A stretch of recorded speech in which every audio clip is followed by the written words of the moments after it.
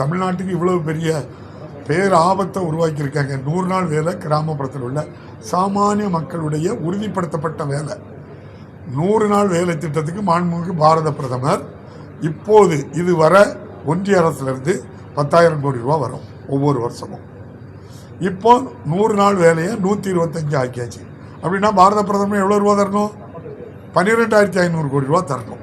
ஆனால் பாரத பிரதமர் இப்போ எவ்வளோ தரப்போகிறாங்க? 125 நாளைக்கு 6,000 கோடி தராங்க. அப்போது பாதி பணம் தராங்க. 6,000 கோடி ரூபாய் தருகிற பாரத பிரதமர் 125 நாள் எப்படி வேலை கொடுக்க முடியும்?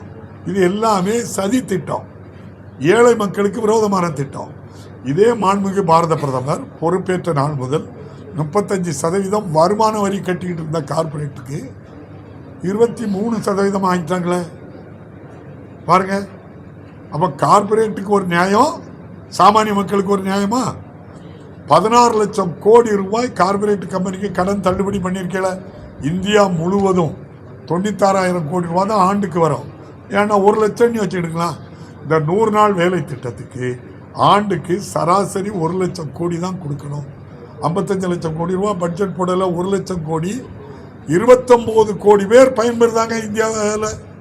29 கோடி பேருக்கு ஆண்டுக்கு 1 லட்சம் கோடி தர மறுக்கிற முதல்வர் 50 பேருக்கு 16 லட்சம் கோடி கடனை தள்ளுபடி பண்ணுதார. கேளுங்க, நீங்கள் பத்திரிகைகள்லாம் நீங்கள் வாய் திறந்து கேட்கணும்ல இதெல்லாம்.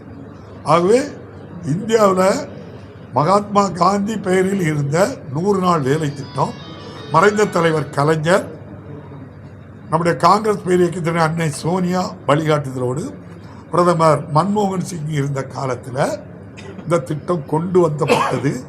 காங்கிரஸ் திமுக ஆட்சி காலத்தில் இது கொண்டு வந்த திட்டம் என்ற காரணத்தினால் மாண்புமிகு பாரத பிரதமர்கள் திட்டமிட்டு அவர் மாநிலத்தில் பிறந்த மகாத்மா காந்தி பெயரையே நீக்கிறார்னா அவங்க இன்னும் கோட்சே சதி பண்ணி காந்தியை கொண்டாங்க.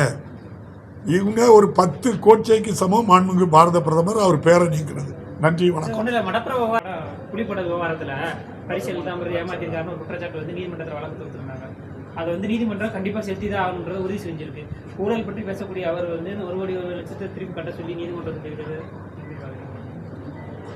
நீங்க தான் சொன்னீங்க அவர் வரி கட்டாம ஏமாத்திட்டாரு, அது திரும்ப கட்ட சொல்லியிருக்கு.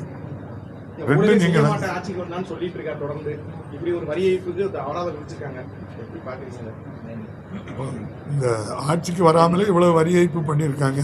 ஆட்சிக்கு வந்தா என்னெல்லாம் பண்ணுவாங்கன்னு நீங்க சொல்றீங்க, அப்படிதானா? மக்கள் பார்த்துட்டு இருக்காங்க. பொதுமக்களுக்கு அல்வா கொடுத்துட்டாரு இபிஎஸ் சொல்லுவாங்க. முதலமைச்சர் வந்து பொதுமக்களுக்கு அல்வா கொடுத்துட்டாரு இபிஎஸ். யாரு? எதுக்கு? எல்லா விஷயத்துக்கு மக்களுக்கு வந்து அல்வா பொங்கப்படி தான் கொடுத்தான், அது கொடுக்கலையா? பொங்கலுக்கு 3,000 ரூபாயும் கொடுத்து பொங்கலுக்கு பச்சரிசி, வெல்லம், கரும்பு அதுதான் கொடுத்தமே தவிர நம்முடைய மாண்புமிகு முதல்வர் அவர்கள் நீங்க சொன்னதை கொடுக்க மாட்டாங்க.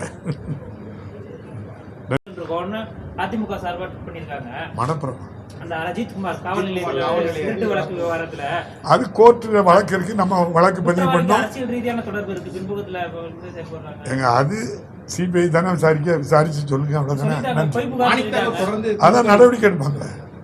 காங்கிரஸ் எம்பி மாணிக்கவர் தொடர்ந்து திமுக விமர்சனம் செஞ்சுட்டே இருக்கிறாரு. இன்னைக்கு கூட ஒரு ட்வீட் போட்டிருக்காரு, அதிகமான வாக்கு வைக்கக்கூடிய திமுக தமிழகத்தில் கூட்டணி தலைமை தாங்கலாம், புதுச்சேரியிலையும் ஏன் தலைமை தாங்கணும்னு, இது முறையா சரியான்னு சொல்லி ட்வீட் போட்டிருக்காரு. அது கருத்து சுதந்திரம் இருக்கு, அவங்க விருப்பம். நன்றி, வணக்கம்.